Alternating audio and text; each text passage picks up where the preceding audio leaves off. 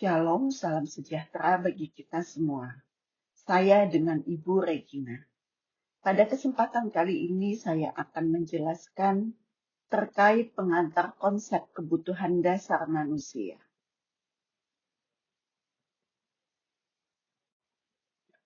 Terdapat 6 topik pembahasan pada materi kali ini. Yang pertama yaitu definisi kebutuhan dasar manusia.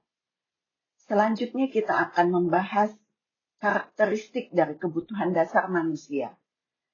Kemudian kita akan membahas faktor-faktor yang dapat mempengaruhi pemenuhan kebutuhan dasar manusia. Selanjutnya, teori-teori terkait yang menjelaskan tentang kebutuhan dasar manusia. Kemudian kita juga akan membahas bagaimana hubungannya kebutuhan dasar manusia ini bisa mempengaruhi kesejahteraan ataupun kesehatan manusia. Dan yang terakhir kita akan membahas bagaimana peran perawat atau kontribusi perawat dalam memenuhi kebutuhan dasar manusia. Pengertian kebutuhan dasar manusia. Menurut Potter et al., kebutuhan dasar manusia merupakan kebutuhan fisiologis, termasuk kecukupan oksigenasi, nutrisi, pemeliharaan suhu tubuh yang optimal, yang secara langsung mempengaruhi keselamatan individu atau manusia.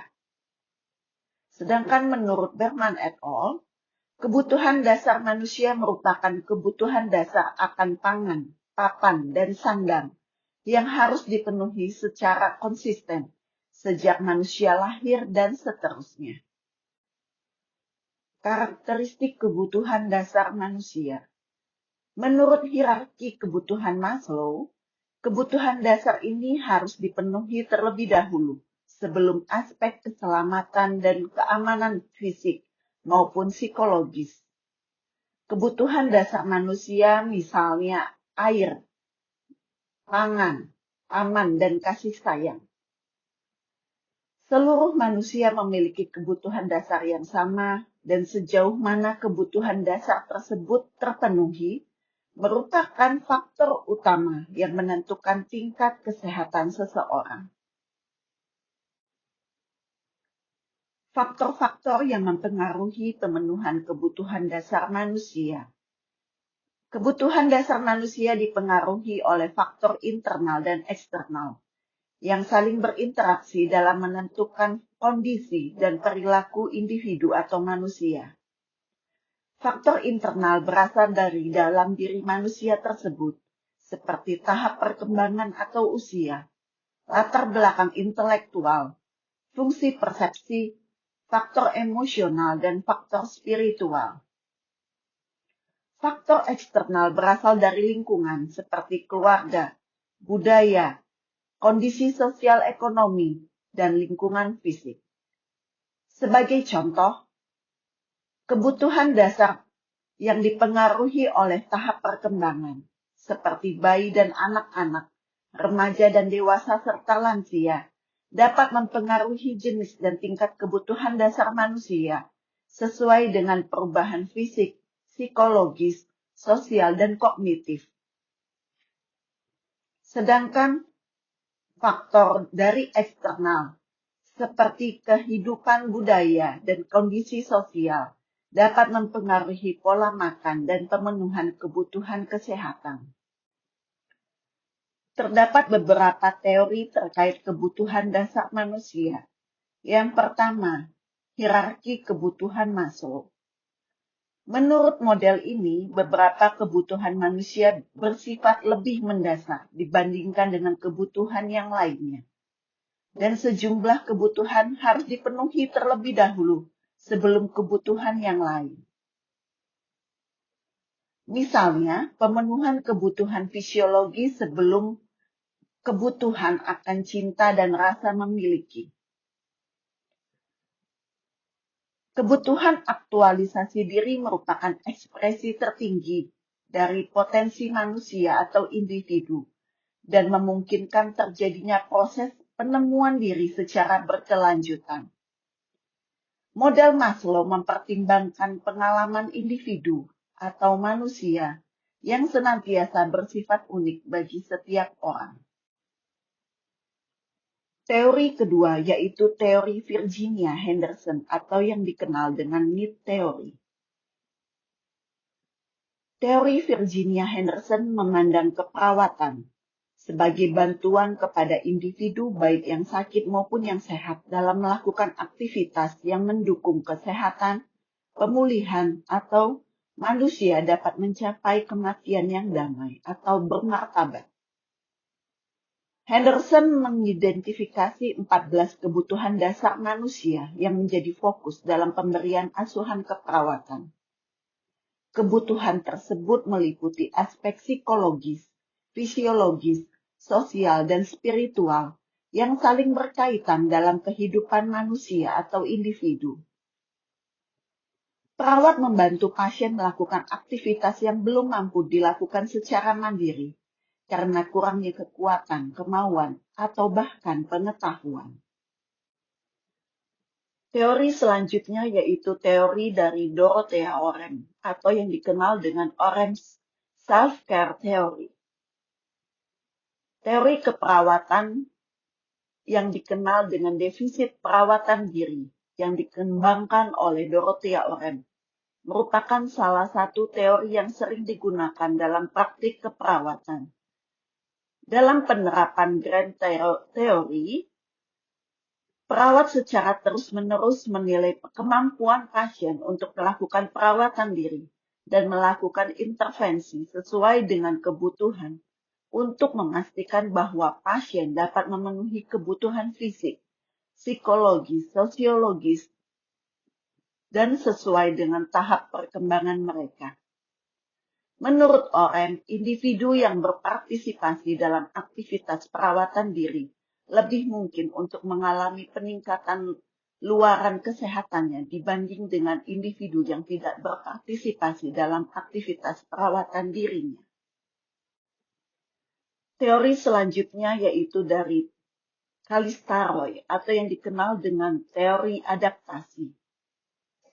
Teori adaptasi Kalistaroy memandang manusia sebagai individu yang terus berinteraksi dengan lingkungan dan harus beradaptasi terhadap berbagai perubahan atau rangsangan. Adaptasi merupakan proses ketika individu atau manusia berusaha mempertahankan keseimbangan dan integritas dirinya dalam menghadapi kondisi internal atau eksternal.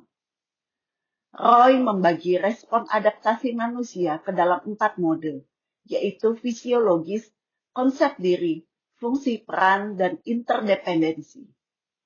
Dalam teori ini, perawat berperan membantu individu meningkatkan kemampuan adaptasinya melalui pengelolaan stimulus yang mempengaruhi kondisi kesehatan manusia tersebut. Teori selanjutnya yaitu teori dari Jane Watson. Teori caring Jane Watson memandang caring sebagai inti dari praktik keperawatan yang menekankan hubungan manusia antar perawat dan pasien. Caring tidak hanya berkaitan dengan tindakan fisik, tetapi juga mencakup perhatian terhadap aspek emosional, psikologi, sosial, dan spiritual pasien. Watson menekankan pentingnya hubungan transpersonal, yaitu hubungan antar perawat dan pasien, yang dibangun melalui empati, kehadiran, kepedulian, dan penghargaan terhadap martabat manusia. Dalam penerapannya, perawat memberikan asuhan keperawatan dengan menciptakan lingkungan yang mendukung proses penyembuhan dan pemenuhan kebutuhan pasien secara holistik. Teori selanjutnya yaitu dari Nola Pender. Nola Pender memandang individu sebagai makhluk yang memiliki kemampuan untuk mengambil keputusan dan berperan aktif dalam meningkatkan kesehatannya. Teori ini menekankan bahwa perilaku kesehatan dipengaruhi oleh karakteristik individu, pengalaman sebelumnya, faktor kognitif, serta pengaruh interpersonal dan lingkungan. Manusia akan lebih terdorong melakukan perilaku sehat apabila memiliki persepsi manfaat yang positif dan mampu mengatasi hambatan dalam melakukan perilaku tersebut. Dalam praktik keperawatan, perawat berperan membantu individu mengidentifikasi faktor yang mempengaruhi perilaku kesehatan, dan meningkatkan motivasi untuk menerapkan gaya hidup yang sehat. Selanjutnya, teori atau kerangka functional health patterns dari Gordon. Kerangka pola Gordon ini biasanya digunakan untuk mengkaji status kesehatan individu atau pasien secara holistik dan sistematis melalui berbagai aspek kehidupan. Gordon mengidentifikasi 11 pola fungsi kesehatan yang mencakup persepsi kesehatan, nutrisi, eliminasi, aktivitas, tidur, kognitif, konsep diri, peran dan hubungan, seksualitas, coping, serta nilai dan keyakinan. Setiap pola membantu perawat memperoleh informasi mengenai kebiasaan, fungsi, masalah, dan kebutuhan kesehatan pasien. Dari 11 pola tersebut dapat digunakan sebagai dasar untuk mengidentifikasi masalah keperawatan dan menentukan kebutuhan asuhan keperawatan. Dengan demikian, pendekatan Gordon dapat membantu perawat memahami pasien secara menyeluruh, bukan hanya berdasarkan penyakit atau masalah fisiknya saja. Selanjutnya, bagaimana hubungan kebutuhan dasar manusia dengan kesehatan dan penyakit? WHO sebagai sebuah organisasi kesehatan dunia mendefinisikan kesehatan sebagai keadaan sejahtera, baik fisik, mental, dan sosial yang sempurna, bukan sekedar ketiadaan penyakit atau kelemahan. Kesehatan merupakan suatu keadaan yang didefinisikan dalam kaitannya dengan nilai kepribadian dan gaya hidup. Setiap individu atau manusia memiliki konsep kesehatan yang bersifat personal. Sedangkan menurut Pender, kesehatan adalah aktualisasi potensi manusia yang melekat maupun yang diperoleh melalui perilaku yang berorientasi pada tujuan, kemampuan perawatan diri yang kompeten, dan hubungan dengan orang lain. Individu melakukan penyesuaian yang diperlukan untuk mempertahankan integritas struktural dan harmoni dengan lingkungannya. Kebutuhan dasar manusia merupakan elemen penting yang harus dipenuhi untuk mempertahankan keseimbangan fisiologis dan psikologis. Pemenuhan kebutuhan dasar manusia yang adekuat dan konsisten akan mendukung terbentuknya status kesehatan yang optimal. Status kesehatan yang baik ini dapat dilihat melalui tingginya kualitas hidup serta kuatnya daya tahan tubuh terhadap ancaman penyakit. Sebaliknya, kegagalan atau ketidakcukupan dalam pemenuhan kebutuhan dasar dapat memicu gangguan fungsi organ dan peningkatan stres biologis. Kondisi stres dan penurunan fungsi tubuh tersebut berpotensi berkembang menjadi berbagai penyakit serta gangguan kesehatan. Keberadaan penyakit yang tidak teratasi akan berisiko menurunkan kualitas hidup, memicu disabilitas, hingga meningkatkan angka morbiditas. Topik yang terakhir, kita akan membahas bagaimana peran perawat dalam pemenuhan kebutuhan dasar manusia. Dalam teori Virginia Henderson, perawat berperan membantu pasien memenuhi 14 kebutuhan dasar yang belum mampu dilakukan secara mandiri, hingga mencapai kemandirian. Selanjutnya dalam teori Jane Watson, perawat berperan memberikan caring secara holistik melalui empati, kepedulian, kehadiran, dan penghargaan terhadap martabat manusia.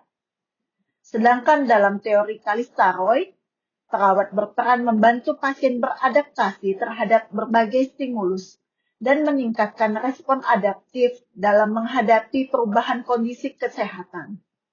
Sedangkan dalam teori Catherine Kolkaba, perawat berperan mengidentifikasi dan memenuhi kebutuhan kenyamanan pasien, baik itu secara fisik, psikospiritual, sosial, kultural, dan lingkungan untuk meningkatkan kesejahteraan. Selanjutnya, dalam teori Noah Pender, perawat berperan membantu individu dalam meningkatkan motivasi dan kemampuan untuk melakukan perilaku promosi kesehatan melalui pengenalan manfaat, hambatan, dan faktor yang mempengaruhi perilaku kesehatan. Dalam teori Betty Newman, perawat berperan membantu pasien mempertahankan stabilitas sistem dengan mengidentifikasi stresor dan memberikan intervensi pencegahan pada tingkat primer, sekunder, dan tersier. Kemudian dalam teori Abdallah, perawat berperan mengidentifikasi dan memenuhi kebutuhan serta masalah keperawatan pasien melalui pendekatan pemecahan masalah yang sistematis. Dalam teori King, perawat berperan membangun komunikasi dan interaksi dengan pasien untuk mencapai tujuan kesehatan bersama melalui proses transaksi. Selanjutnya dalam teori Rogers dan Newman menekankan peran perawat dalam memahami manusia secara holistik sebagai individu yang terus berinteraksi dengan lingkungan, sehingga perawat berperan memfasilitasi proses perubahan, makna, pola, dan kesejahteraan individu sesuai perspektif masing-masing teori. Berikut ini adalah beberapa referensi yang digunakan. Terima kasih, Tuhan Yesus memberkati.